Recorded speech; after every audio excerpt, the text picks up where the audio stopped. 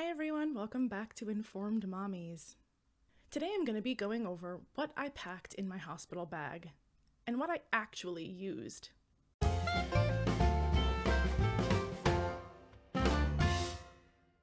I obsessed over what to bring, and I started packing way early. I actually did overpack and ended up not using a lot of the things that I had brought. In my obsession for making sure I had everything I could need, here's what I brought with me. Cheap underwear for postpartum wear. I did not use these at all. When I bought them, they didn't fit, and I just thought it was because I was so pregnant. And I figured maybe they'll fit better after birth. But they weren't, and I didn't really need them because the hospital provides those mesh undies that everyone raves about, and they're actually very comfortable.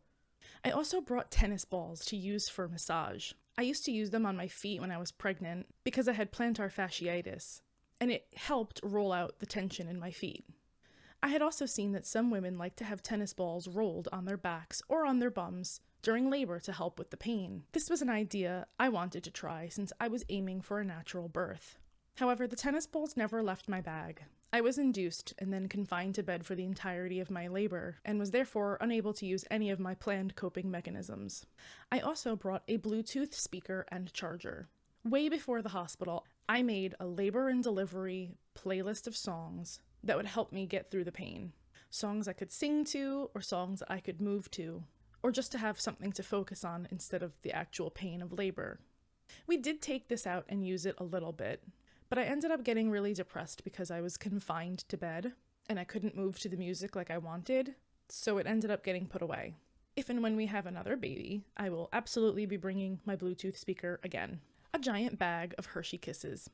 I brought a 3-pound bag of Hershey Kisses to be left by the door so that the nurses and doctors could grab one anytime that they wanted as my way of thanking them for their care.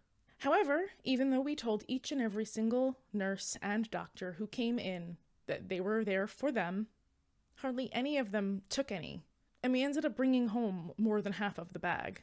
All it really ended up doing is tease me since I couldn't have anything besides liquids, and an extra weight to carry in our bag. Having the Hershey Kisses there did not provide incentive for the nurses to come more often or to provide better care. I actually didn't really feel like I received the best care while I was there, but that's a story for another day. I also brought a labor and delivery gown and robe. I bought these from Motherhood Maternity. I'm so glad that I brought my own, because those paper gowns the hospital provides are not only very thin and uncomfortable, but are also open in the back, and they just fit very weirdly. The neck is super high and the arms just don't feel right. I had to wear one for the first few hours of being at the hospital because we hadn't had the chance to bring in our bags yet. My gown had snaps down the back for ease of access for an epidural. It had snaps at the shoulders so you could nurse, and it snaps down the front so that the baby can be monitored with a fetal Doppler. It was a tank top, and even though it was January, I still had to ask for the temperature to be lowered in my room.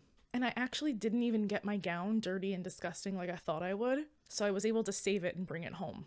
The robe I wore in the maternity ward once I was moved from the labor and delivery ward. It has a 3/4 length sleeve, and I actually still wear it. It's super comfy, and I loved having both of them. The next thing I brought were fuzzy socks with grippies. I brought 2 pairs of fuzzy socks with grippers on the bottom. My sister passed them on to me, and I loved having these at the hospital. They kept my feet warm, and they kept me from slipping once I was finally able to get up and walk around.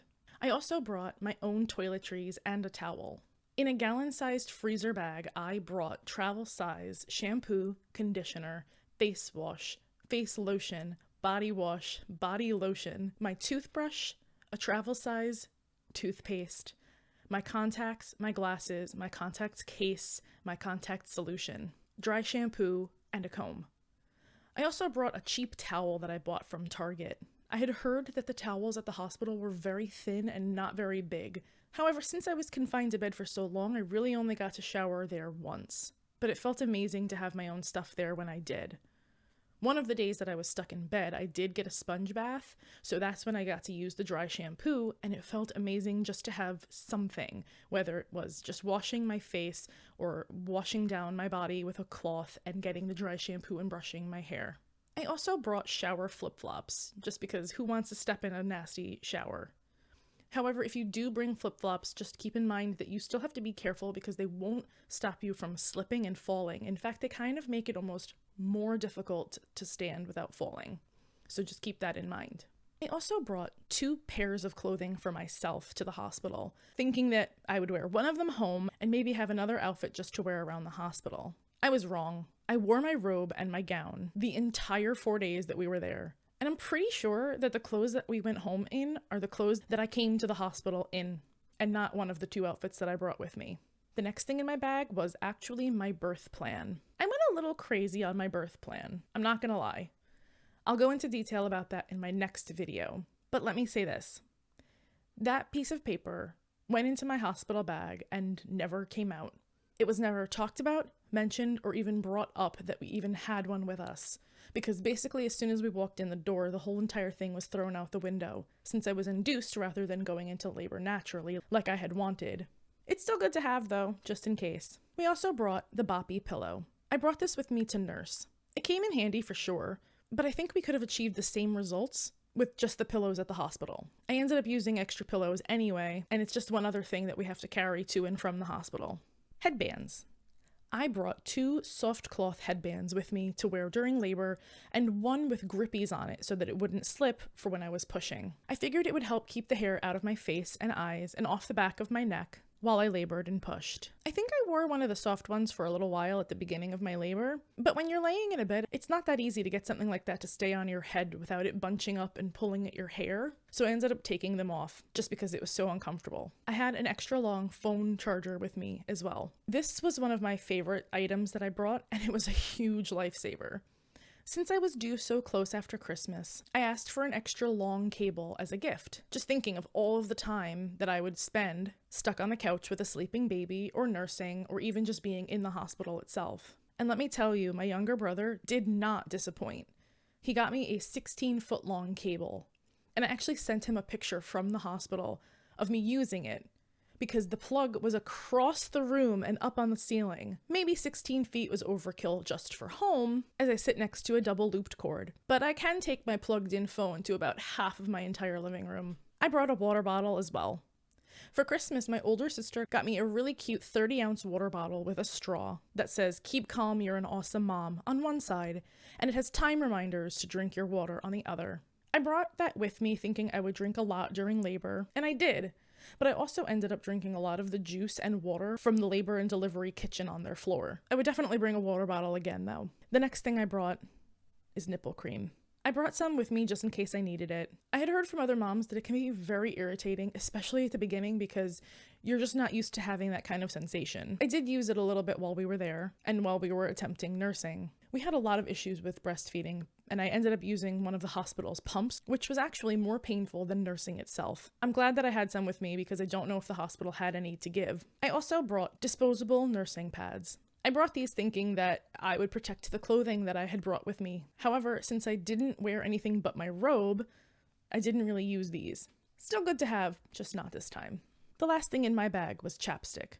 I'm so glad I had this with me. There's nothing like labor to dry out your lips. I absolutely used mine multiple times and will definitely be bringing one again. Okay, a few quick things I packed in my daughter's hospital bag as well. I only brought a small bag of things for her, and even then I think I packed too much for her. Here's what I brought. 2 going home outfits. I brought 2 because I wasn't sure what size she was going to be, so I brought one in a newborn size and one in a 0 to 3 month size. You might think that they're close enough, but there's a sizable difference. Pun intended. 2 different pacifiers. I know that a lot of hospitals don't recommend giving newborns pacifiers because it can lead to confusion and refusal of the breast. However, I wanted to have one just in case I felt she needed one. She absolutely loved to have it, and it didn't confuse her in any sort of way. I brought a Nook, which is really small and meant for newborns, and the Avent Soothie, which she ended up liking better to the point where she wouldn't take anything else. I also brought a blanket. We didn't use the blanket at all. She was wrapped up in swaddle blankets almost the entire time that we were there. Didn't really need it. I also brought pajamas for her, thinking that maybe one of those days that we were there, we would want her to wear something from home. Again, didn't use it. They give them half shirts, and they wrap them up in a blanket, and you don't really need anything else. 2 different size hats.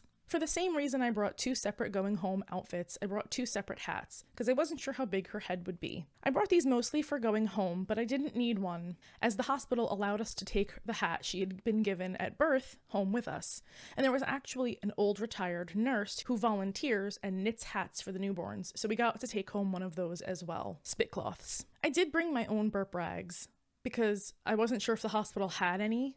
And I'm really glad that I brought ours because they're really nice and we liked them a lot. A swaddle/headband set.